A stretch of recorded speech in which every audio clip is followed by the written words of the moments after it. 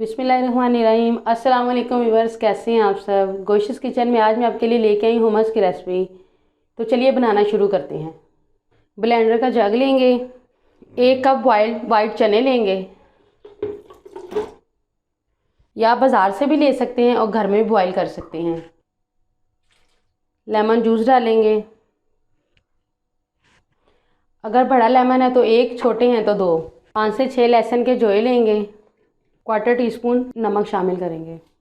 3 चम्मच तहीनी लेंगे, ये होममेड तहीनी है, आप चाहें तो बाज़ार से भी ले सकते हैं।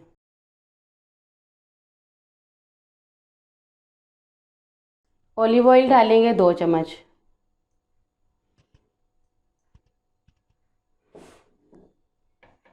अब इसका पेस्ट बनाएंगे।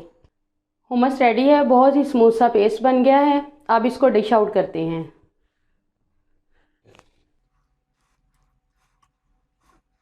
बहुत ही मज़ेदार हुमस तैयार है। अरब के लोग इसको बहुत शौक से खाते हैं। आप इसको रोटी या नान के साथ खा सकते हैं। ये बहुत ही हेल्दी फूड है। मज़ीद अच्छी और मज़ेदार वीडियो के लिए मेरे चैनल को लाइक करें, सब्सक्राइब करें और बेल आइकन को प्रेस करें।